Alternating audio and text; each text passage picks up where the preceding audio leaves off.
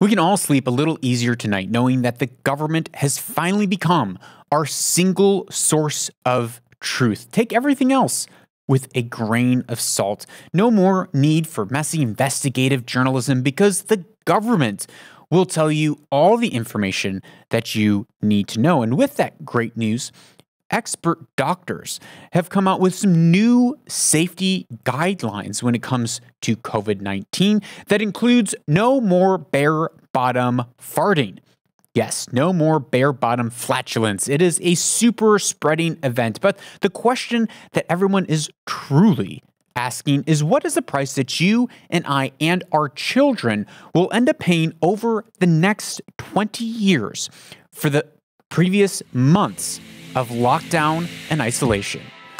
Hey, it's Lucas Skrobot, and you're listening to the Lucas Skrobot Show, where we uncover purpose, pursue truth, and own the future. Episode 243, July 25th, the evening of July 25th, 2021. Coming to you from the beautiful heart of the Middle East.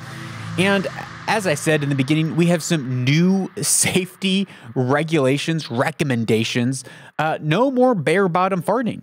I don't know if you remember, but back in the beginning stages of the pandemic, there was a well-documented case in Hong Kong in this cooped up, isolated, quarantined apartment building where COVID spread from one apartment to the next apartment via the plumbing, via the sewage line. And there was a dried up U-bend where it's supposed to have water so the air can't come through, but that U-bend had dried up, the cap was broken, and so there was, wafts of sewage air floating into the individual's apartment, and they got COVID from the sewage line because, it sheds in, when you go to the bathroom, it's in there.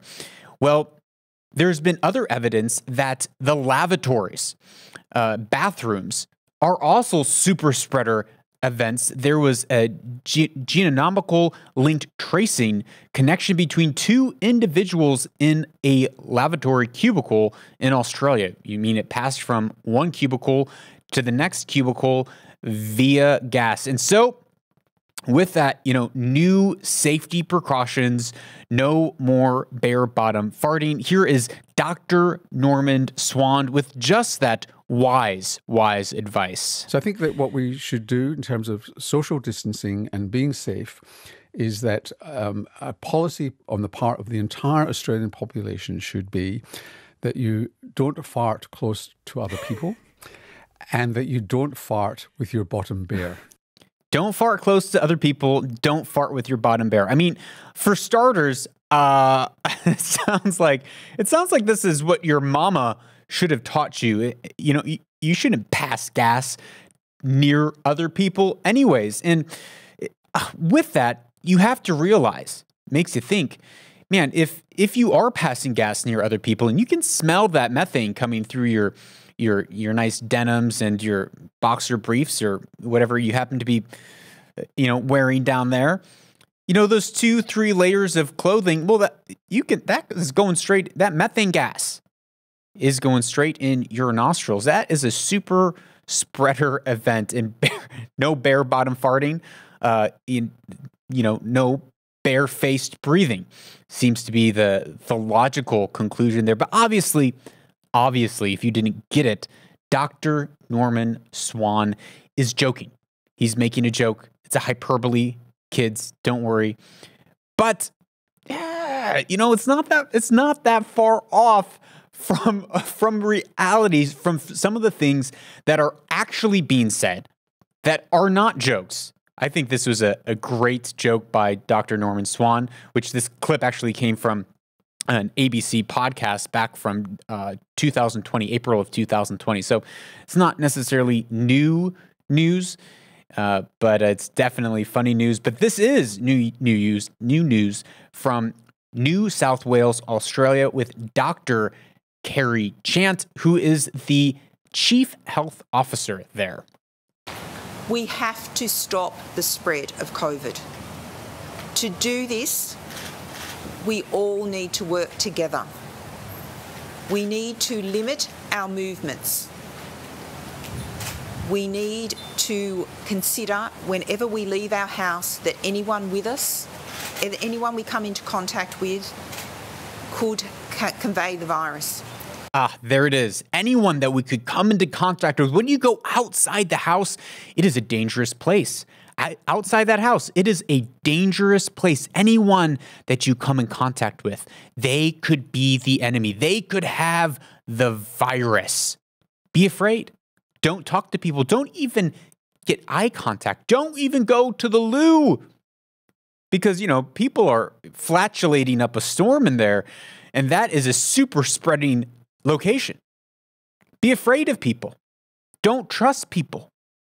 What is that doing to our psychology? What is that doing to society?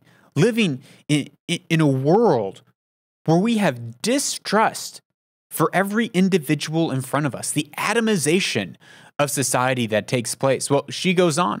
So, whilst it is in human nature to engage in conversation with others, to be friendly, unfortunately, this is not the time to do that. So even if you run into your next door neighbour in the shopping centre, in the Coles, whilst you're at Coles, Woolworths or Aldi or any other grocery shop, don't start up a conversation. Now is the time for minimising your interactions with others. Even if you've got a mask, do not think that affords total protection. We want to be absolutely sure that as we go about our daily lives, we do not come into contact with anyone else that would pose a risk. As we go about our daily lives, we want to make sure that we don't come into contact with anyone that could pose a risk. A couple things to note. If you're watching, the bloke standing behind this lovely lady is fiddling with and touching his mask and touching it and touching it and touching it.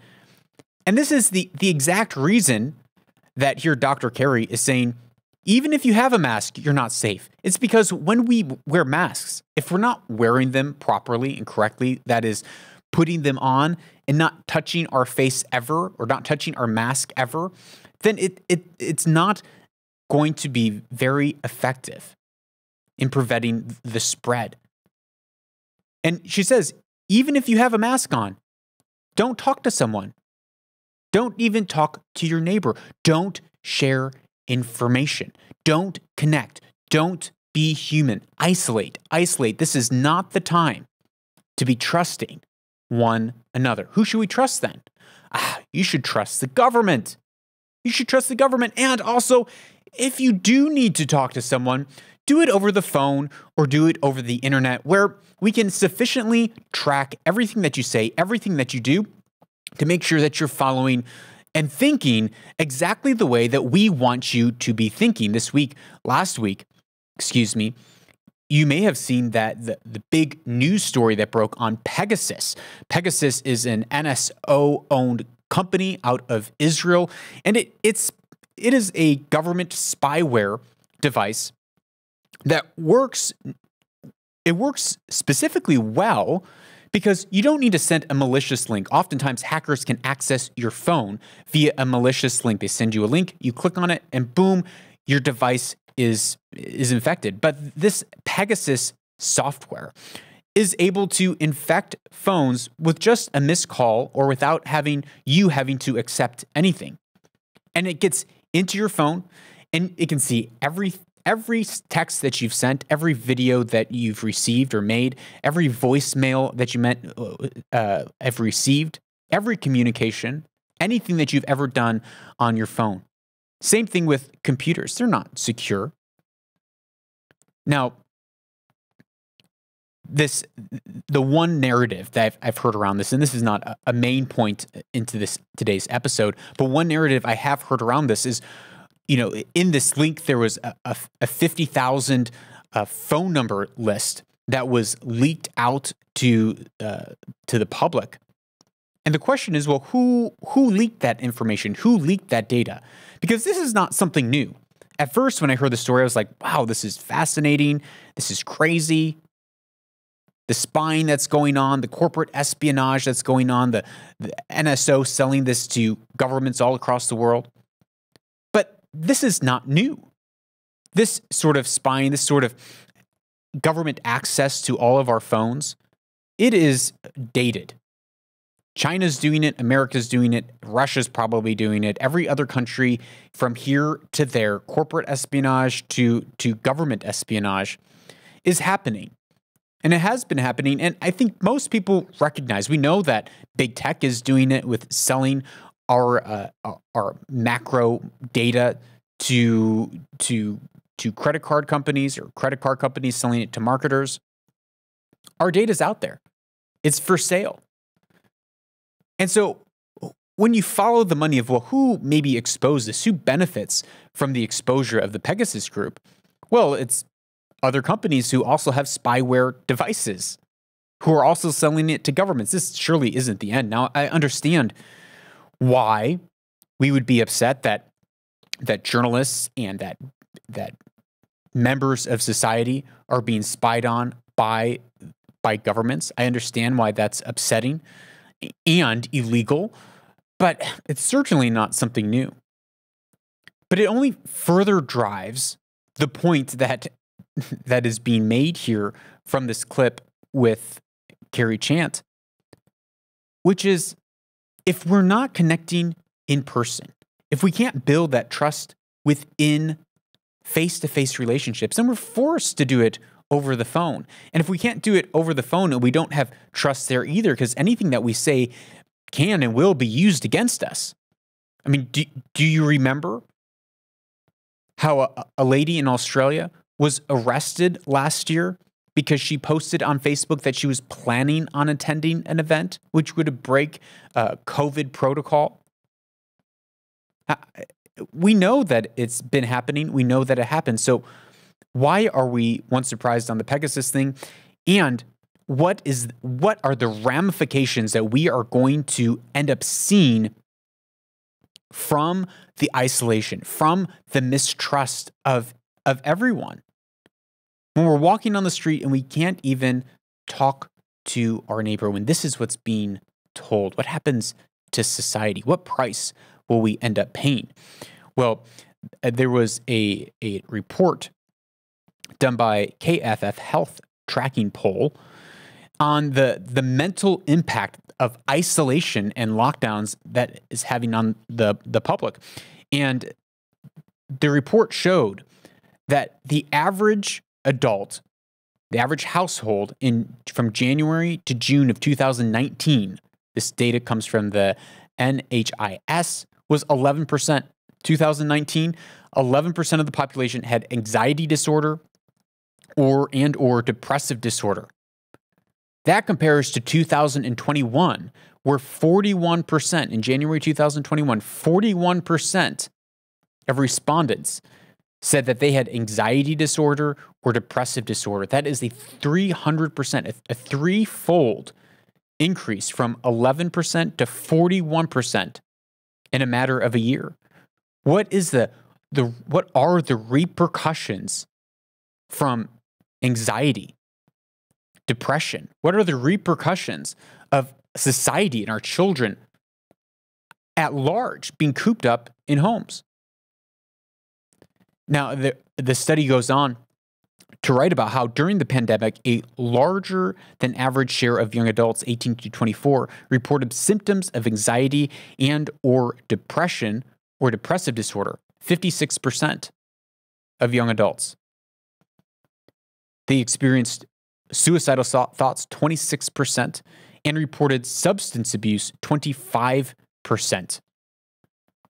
Across the globe, we're seeing substance abuse, suicidal thoughts, depression, anxiety skyrocket due to the isolation that we're all experiencing. And with that is coming loss of life. It's loss of life. And we know that isolation is extremely damaging to the human psyche.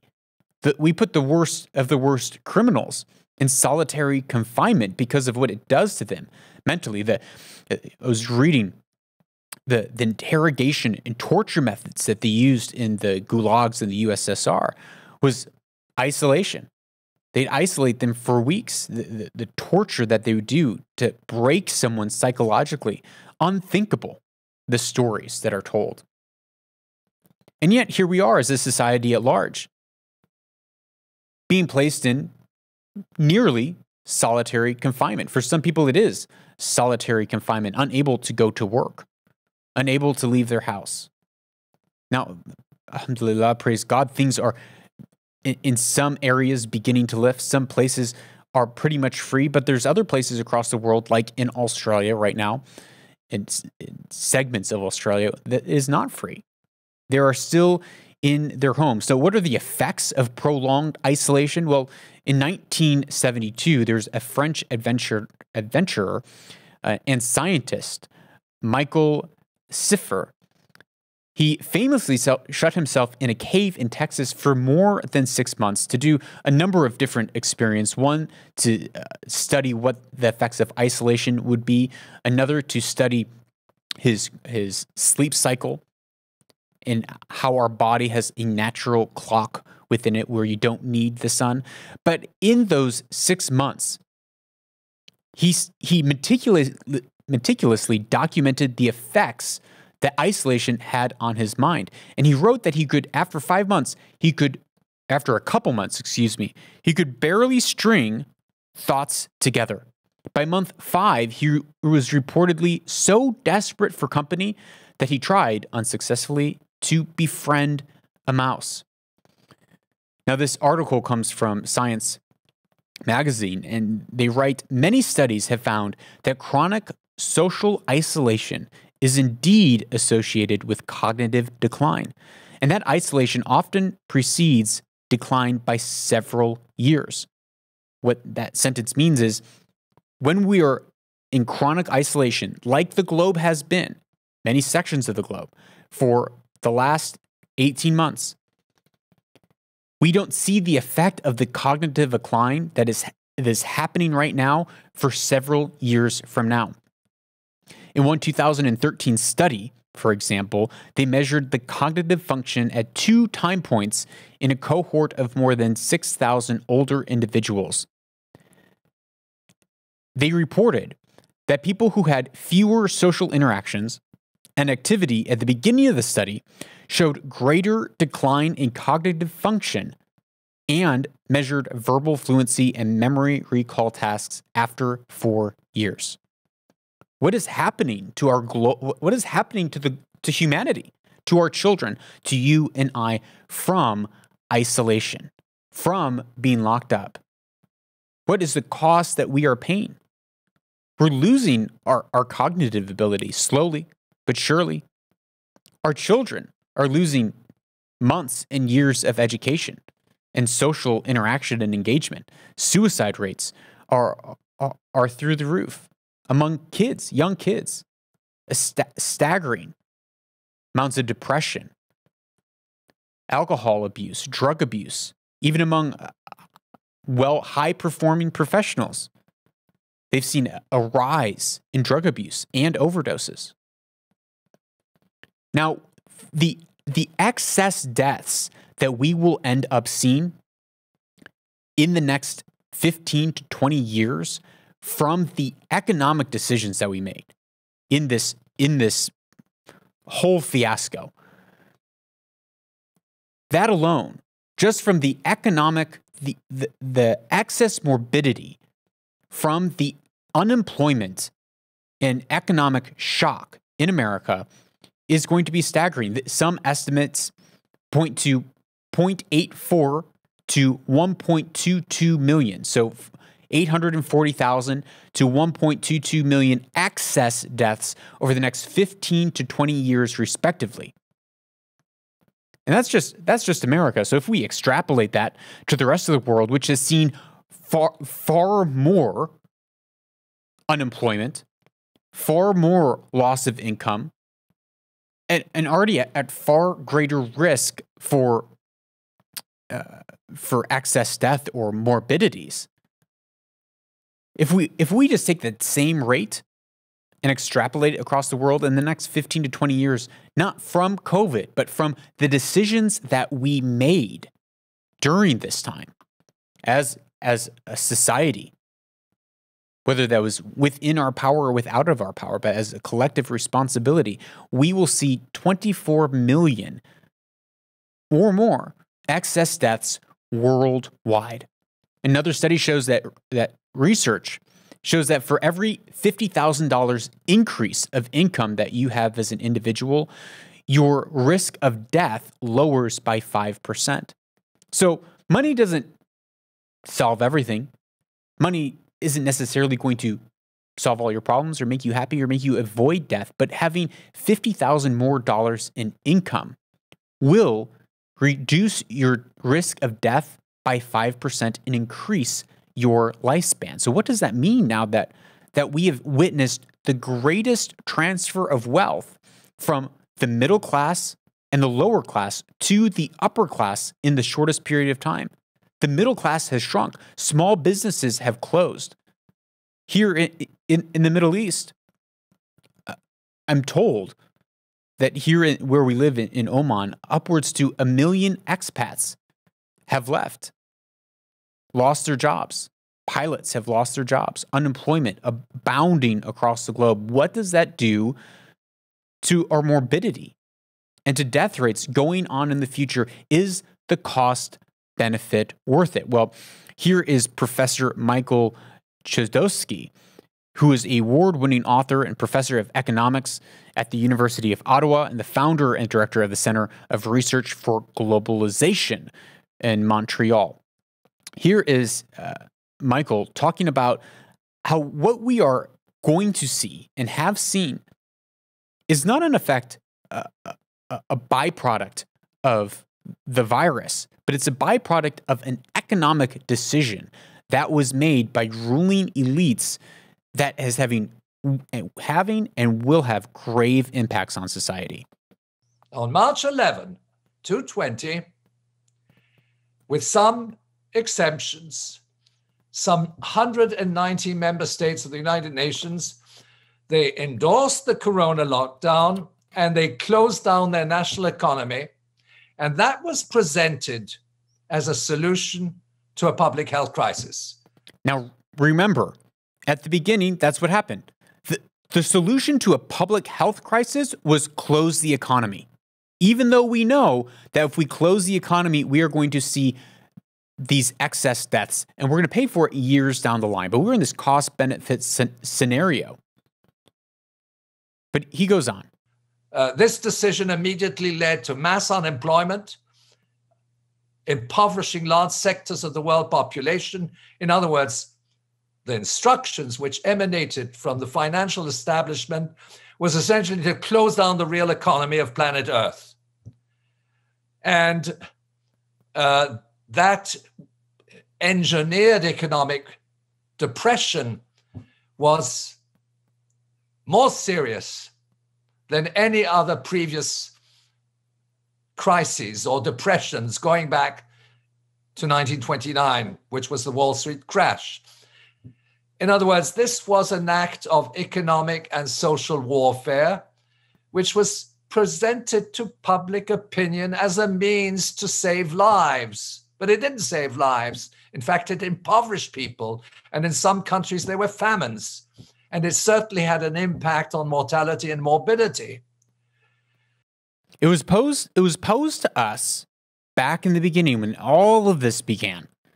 Okay, if we can close down for 15 days, we can enable hospitals to not have a flood of patients, and we can flatten out that curve.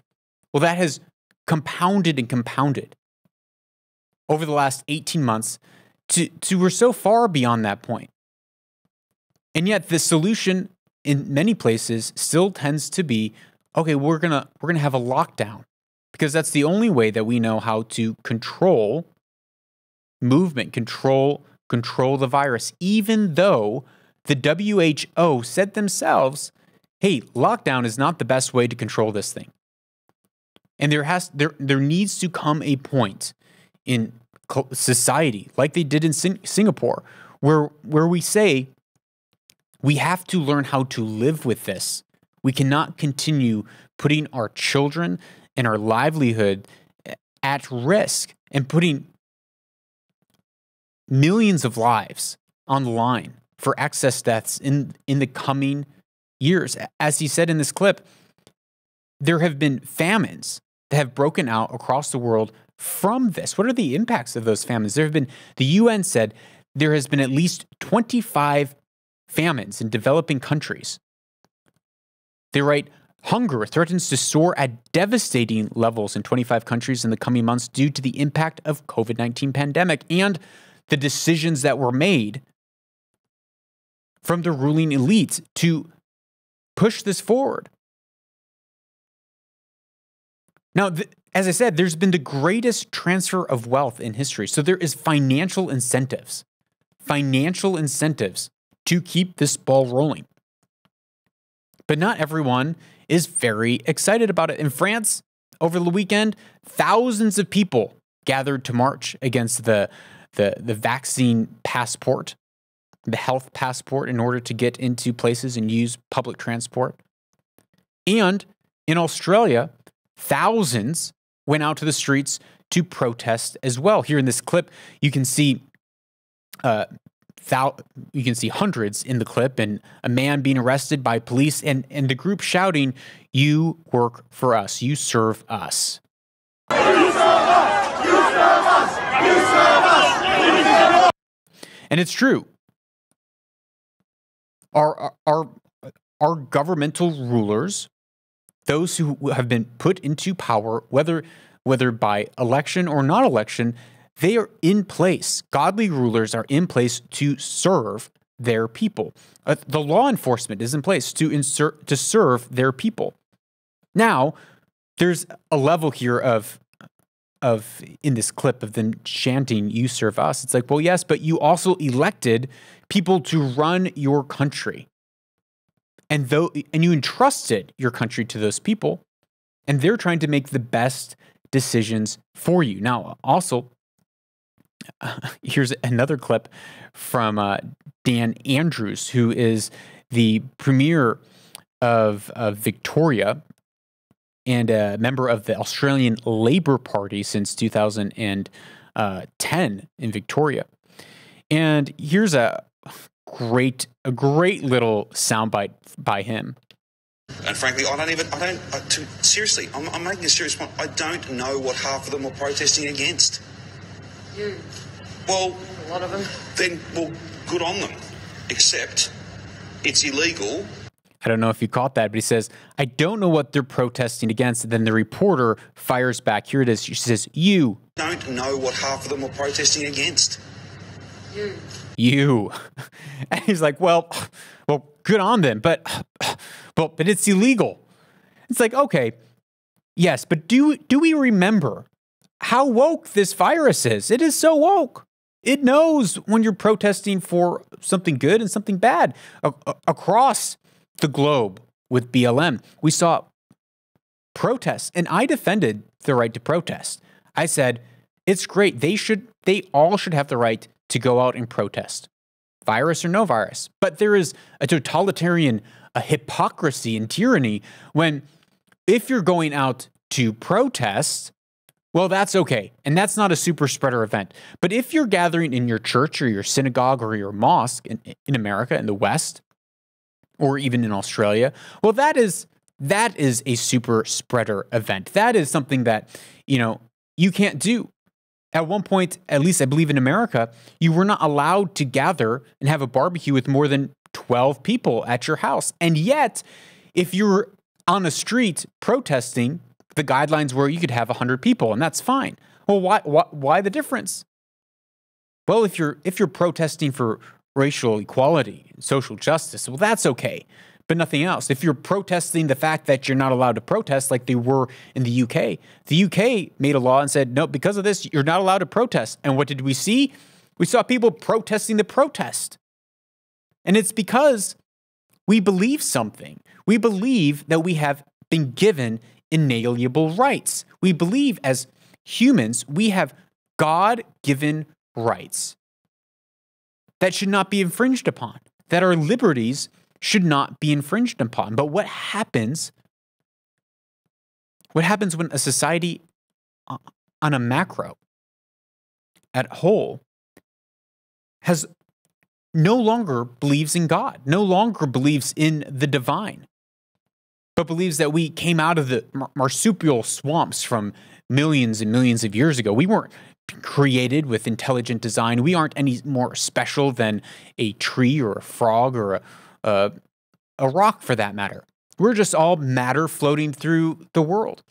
And when we lose that moral bearing, that moral plumb line, knowing that there are divine and eternal laws and natural laws that defend human life and defend our rights, when we can no longer point to that, then we can no longer have a moral bearing and a moral grounding on what is a just or an unjust law. Because laws and regulations, whether it's you're not allowed to murder, you're not allowed to steal, or you must wear a seatbelt, those all come back down to morality.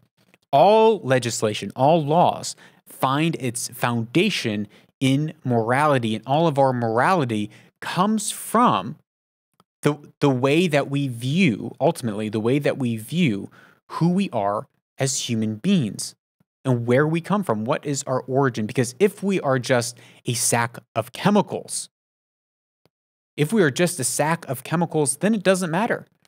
Then ethically, why not do some organ harvesting? Why not lock up a bunch of people that we feel are genetically less than us and put them in concentration camps? Why not try to have eugenics and create a superhuman race? Why not fully embrace transhumanism? Why not, if we are just a clump of cells? Otherwise, if we believe that we were created from a divine being with purpose, then we can find a rooting, a grounding in something that we can point to and say, this is actually wrong. This is an infringement upon our human freedoms. But back to this clip with Dan Andrews. It's so funny. He's like, I don't even know what they're protesting. Well, they're protesting the fact that they're being locked up. They're protesting the fact that their liberties are being infringed upon them with these draconian measures and lockdowns there in Australia.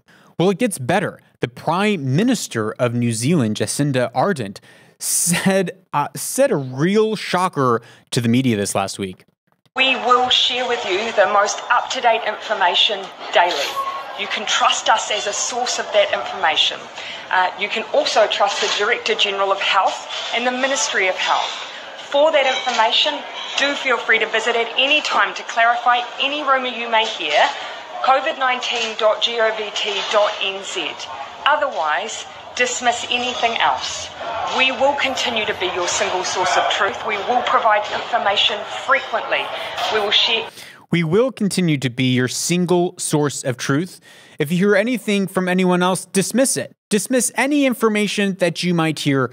We will be your single source of truth on this.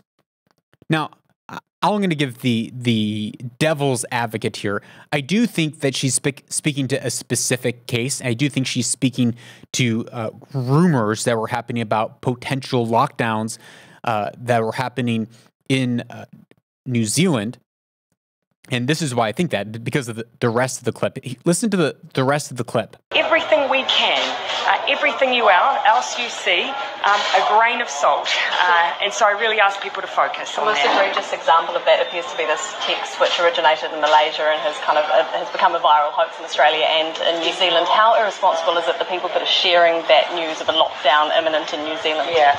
So the question was from the reporter was about a rumor that was started in Malaysia, spread via probably WhatsApp and the internet, saying that there was going to be a lockdown in New Zealand, and that was, disinformation and misinformation, which it seems like it probably was. But listen, this is a brilliant response by the Prime Minister. And look, that's the kind of thing that adds to the anxiety that people feel.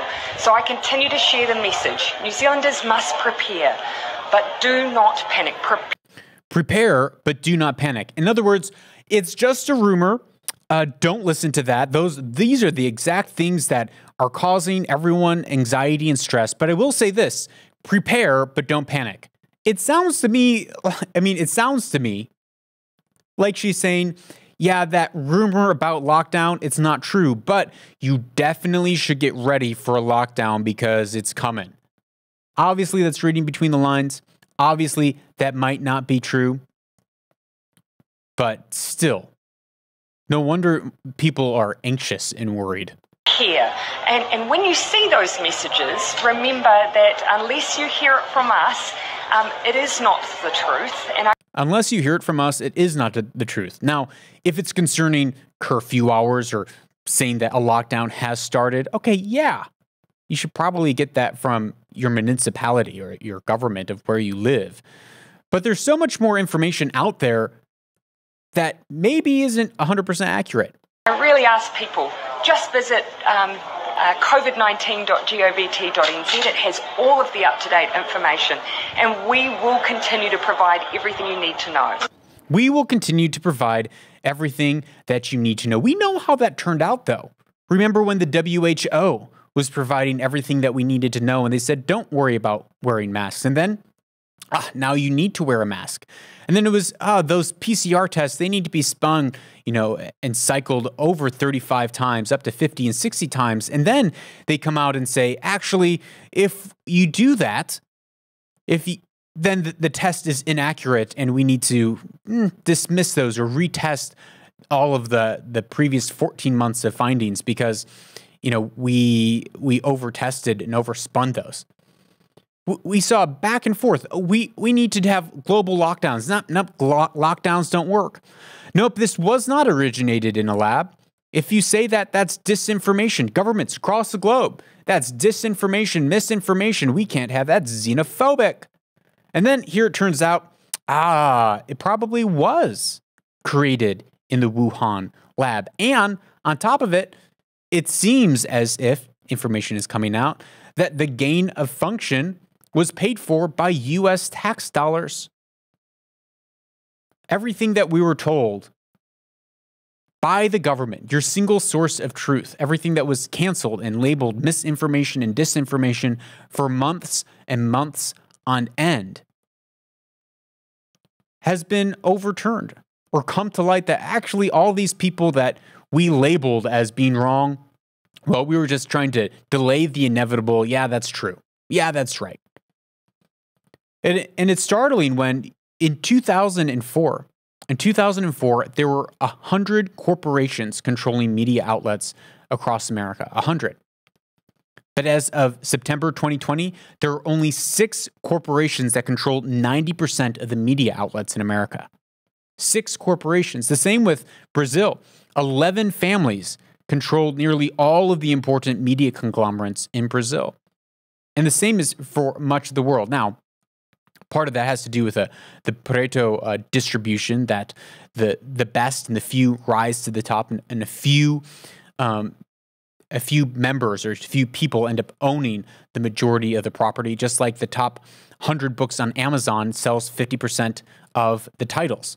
So we know that this distribution happens in nature, but what happens when all of our media is controlled by a few elites? What happens when even big tech, all the social media that we see is being manipulated by algorithms or manipulated by fact checks on your Instagram, on your Facebook, on your whatever it is, whatever platform, all that fact checking,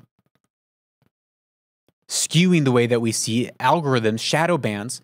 What happens when people no longer trust the information and the institutes, the government, as it seems as if they've been in collusion with big tech and with the media, which is what we covered just a few episodes ago, where everything is now being labeled misinformation and disinformation, anything that goes against the status quo.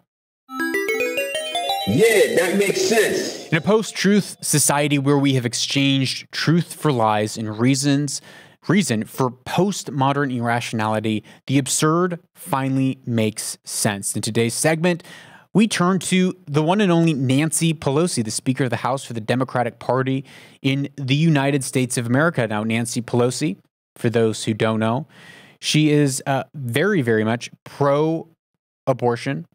And she also says that she is a Catholic. And here in this brilliant, just lovely clip by Nancy, we see her using her Catholicism to defend abortion. Now, you probably know that Catholicism in the Catholic Church is the biggest opponent of abortion, the biggest proponent of the sanctity of life than nearly any organization across the world. And that goes along with the three monotheistic faiths. Within our belief structure and our belief system, we believe as a Christian, Catholics, Jews, Muslims, we believe in the sanctity of human life and that a life in the womb is a life and that should not be taken. But here is Nancy Pelosi using her good old Catholicism to try to defend the murdering of unborn children. As a devout Catholic and mother of 5 and 6 years, I feel that God blessed my husband and me with our beautiful family, 5 children, 6 years almost to the day. But that may not be what we should, it's not up to me to dictate that that's what other people should do. Yes, it's not up to the government to dictate what other people should do. The government should not be telling people how many babies to have or how many babies not to have. We have seen this in the CCP when they created the one-child policy, which has now been lifted into a two-child policy and recently became a 3-child policy, but it's not helping the birth rate in China. In fact, they're going to be seeing a population collapse because of their decline in birth rate and in population, and it's going to fare badly for that. And the government there is trying to scramble to correct. So I was even asked over the weekend, well, shouldn't people be able to make the choice, an informed choice of how many children they want to have? Yeah, there's nothing wrong with that. But when it's wrapped up in an anti-natalism worldview, which believes that it's immoral to have babies, then there becomes to be big problems and a real breakdown in society. But here she is saying, of course, we shouldn't tell people how many babies they should have, but we also need to defend the baby's life. But here she goes on to say that actually taking a life, that is true justice. And it's an issue of fairness and justice for poor women in our country. An issue for fairness and justice for poor women in our country. Well, justice for who? You know, people talk about, oh, we need to have safe and legal abortions. Well, who are those abortions safe for?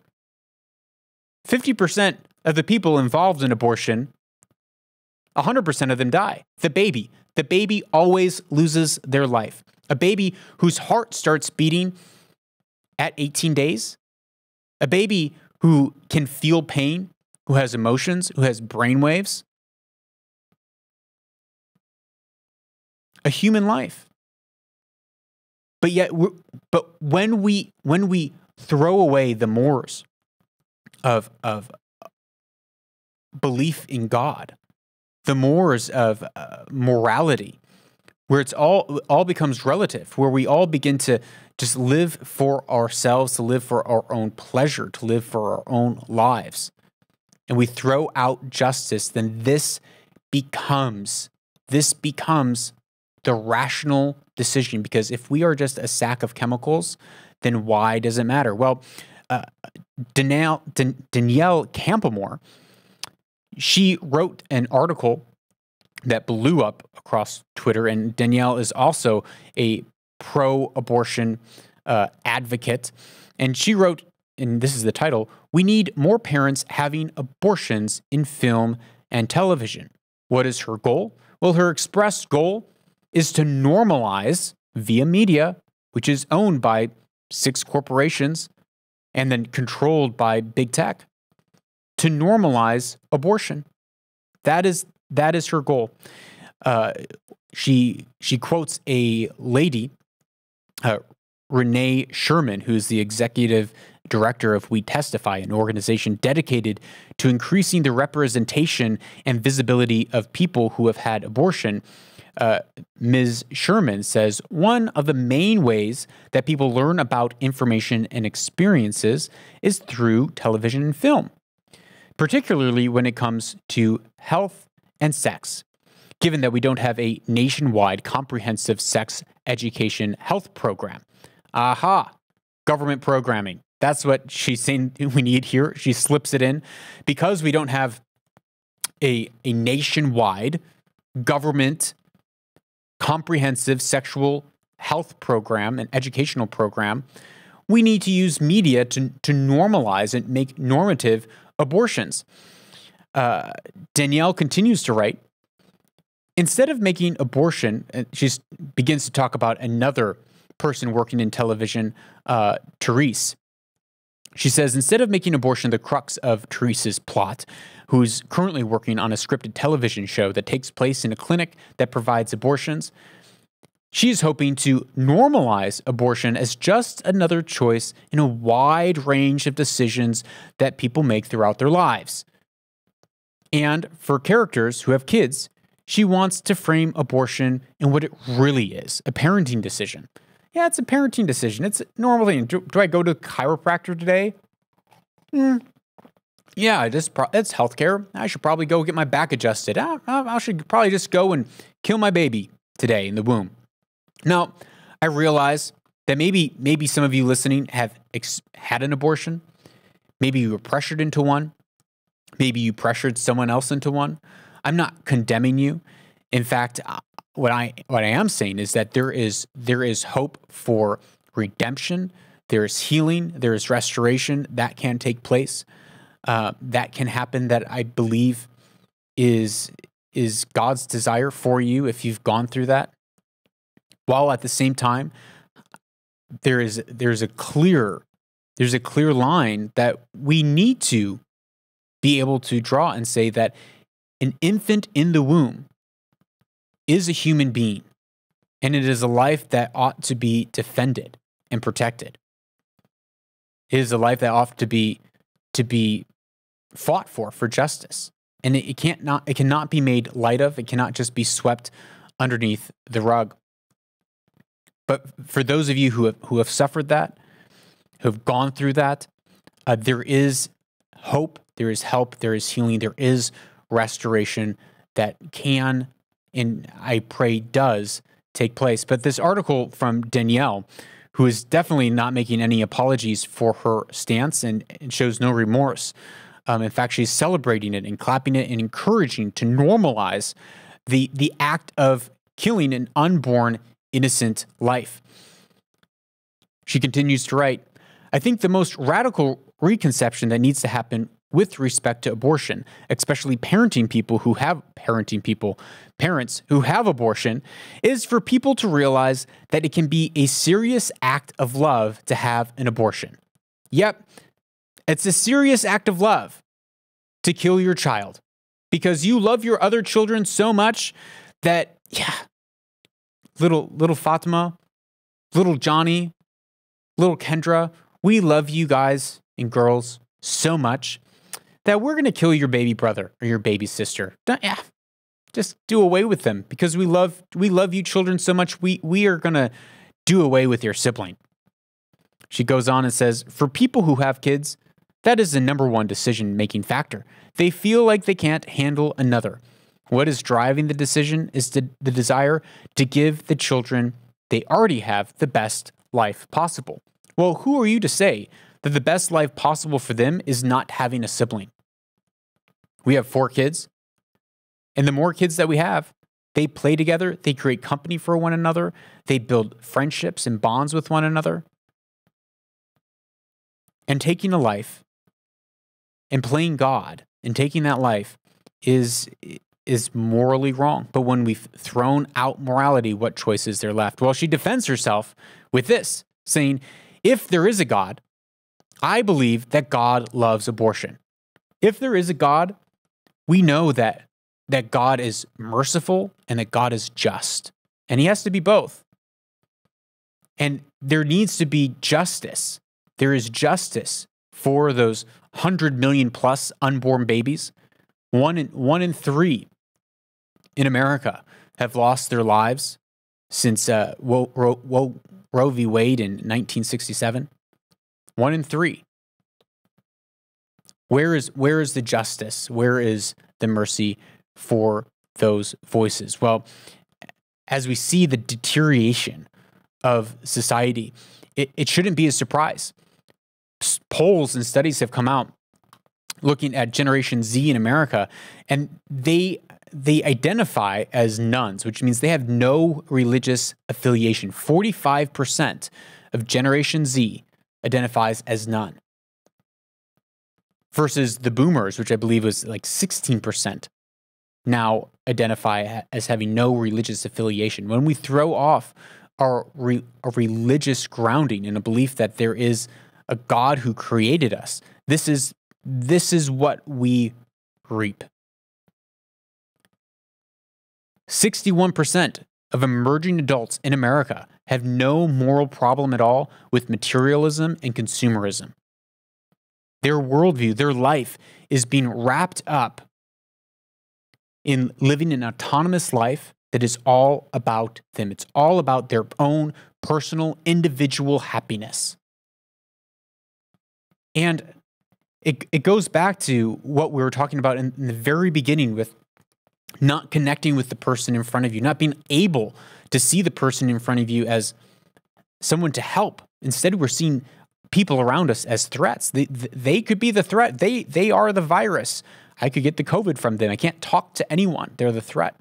It creates this intense atomization of society when we are so self-focused and so focused on self-preservation that we can't stop to see people around us, and that the logical conclusion of that is materialism and consumerism and living a lifestyle that is all about your own personal comfort rather than living a life full of sacrifice and selflessness. Well, this show is brought to you by viewers like you, not by big tech media corporations that are paying me out my ears, but viewers like you.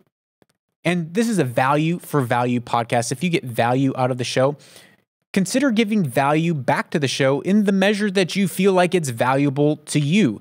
And you can do that by giving your hard cold fiat over at Lucas Skrobot, LucasSkrobot.com. Or you can give via streaming this on a value for value podcast app, such as Breeze, Sphinx, Podfriend, or Podstation, where you can load up your Bitcoin wallet with some Satoshis and stream 1 bits and 2 bits, 1 pence and 2 pence a minute.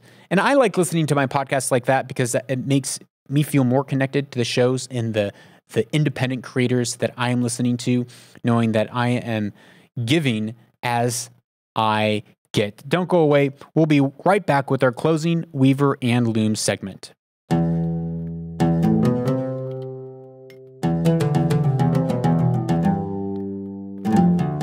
Welcome back to Weaver and Loom, a part of the show where we take ancient wisdom and we weave it in with our everyday lives so we can own our future and weave our destiny. Today, I'm going to start this segment with a short story. My wife and I, we made some new friends over the weekend. As we were driving over to their house to hang out for the first time, my wife and I shared a little bit of trepidation that both of us felt, which was this slight worry and wondering of where they fall on, not necessarily where they fall on the political spectrum, but how fanatical might these people be? Because we've never met them before. We my wife somehow met each other online through Instagram, swap and sell something or another. I don't know how women do these things, but they met. And next thing I know, the next day we're heading over to their house to get coffee with these people. And we don't have problems meeting people all the time.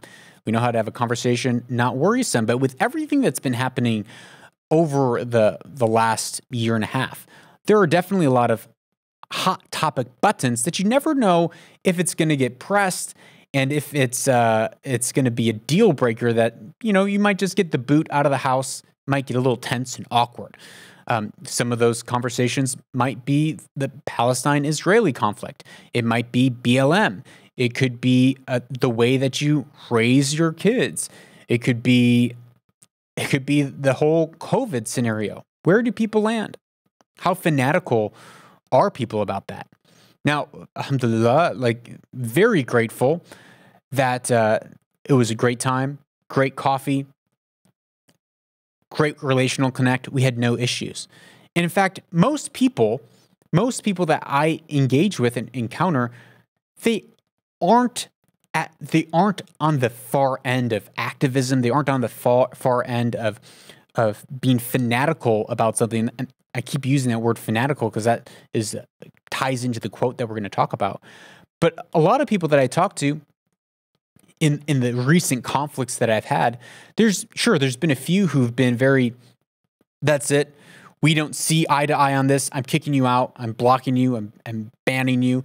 And then the majority of people are saying, hey, I disagree with you. I see it differently than you, but I'm not going to block you. Like we can still be friends. Mazel tov. Let's hang out. And then there's a few people who will silently slide into the DM and be like, hey, I totally agree with what you're saying. I'm totally on your side. So there's a spectrum of people, but that little buildup leads to this quote by the ecumenical patriarch Bartholomew I, who is the spiritual leader of the Eastern Orthodox Church and Christians worldwide. And he said this: the fanatic often suffers from the psychosis of conspiracy.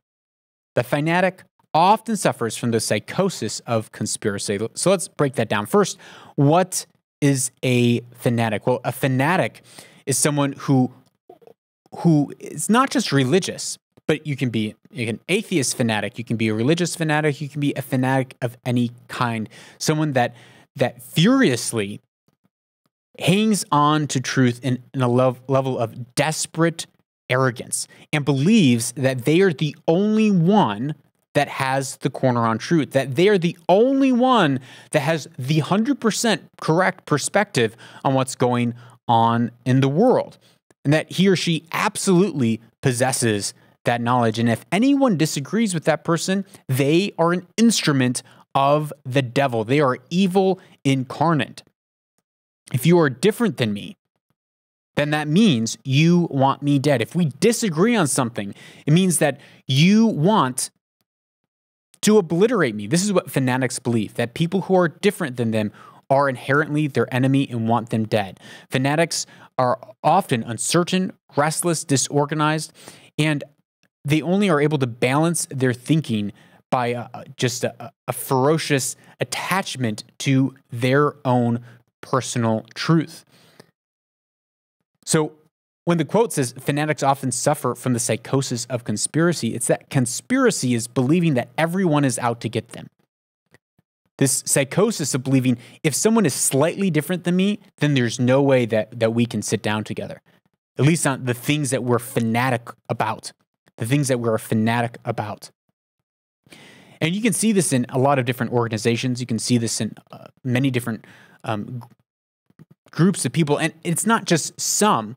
I've seen it in nearly all groups of people. I've even experienced being a fanatic about some things myself.